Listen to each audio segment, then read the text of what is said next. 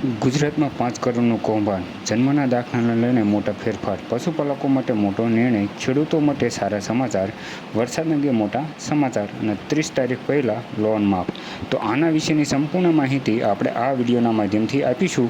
તો વિડીયોને અંત સુધી જોતા રહેજો અને દર્શક મિત્રો જો આપણી ચેનલ એચજી સ્ટુડિયો ઉપર નવા હોય તો સબસ્ક્રાઈબ જરૂરથી કરજો. તો ચાલો હવે જોઈએ. આપના નેતા યુવરાજસિંહ જાડેજાએ 2026 પેપર લીકના નામે ચાલતા મોટા સાયબર કૌભાંડનો પર્દાફાશ કર્યો છે.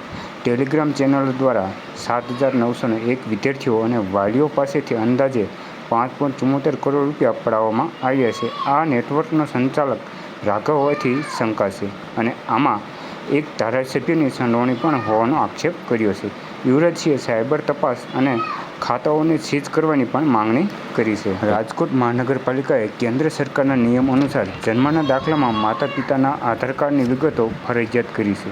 હવે જન્મના પ્રમાણપત્ર મેળવવા માટે માતા પિતાને આધાર કાર્ડ આપવું જરૂરી છે.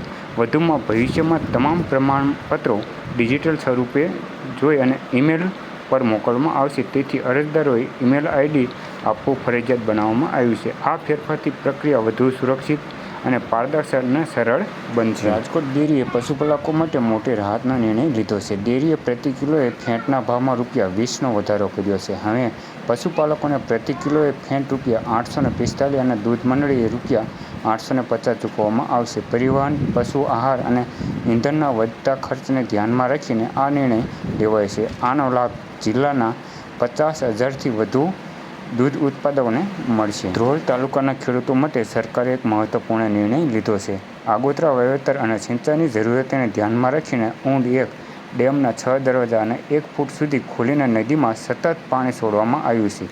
આ પાણીથી નદી કિનારે આવેલા તમામ ચેકડેમો અને જળાશયો છલકાઈ જશે તેમજ ભૂગર્ભ જળ વધશે.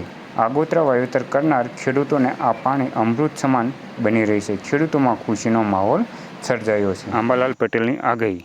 આંબાલાલ પટેલે રોહિત્રી નક્ષત્ર અંગે મહત્વની આગાહી કરી છે. તેમણે જણાવ્યું કે રોહિણી નક્ષત્ર ઉતરતી વખતે પડતો વરસાદ ખેતી માટે અત્યંત સારો અને લાભદાયક માનવામાં આવે છે. રાજ્યમાં 1 જૂનથી 5 જૂન દરમિયાન વરસાદની માહોલ સર્જાવાની શક્યતા રહેલી છે અને આ દરમિયાન કેટલાક વિસ્તારોમાં સારો વરસાદ પડવાની શક્યતા છે જે ખેડૂતો માટે મોટી રાહત લાવી શકે છે. 30 તારીખ પહેલાં લોન માફ. મહારાષ્ટ્રના મુખ્યમંત્રી દેવેન્દ્રે ગુરુવારે રાજ્ય સરકારની કૃષિ લોન માફી યોજના અમલીકરણ માટે એક નિશ્ચિત સમયમર્યાદા જાહેર કરી હતી અને એમાં અધિકારીઓએ જણાવ્યું હતું કે ખરીફ સિઝનની તૈયારીઓ અને રાજ્ય સ્તરની બેંક સમિતિની બેઠકની સમીક્ષા કર્યા પછી એક પત્રકાર પરિષદ સંબોધતા મુખ્યમંત્રી દેવેન્દ્ર ફડણવીસે જાહેર કરી હતી કે તમામ માત્ર ખેડૂતોને 30 જૂન પહેલાં તેમની લોન માફી થશે.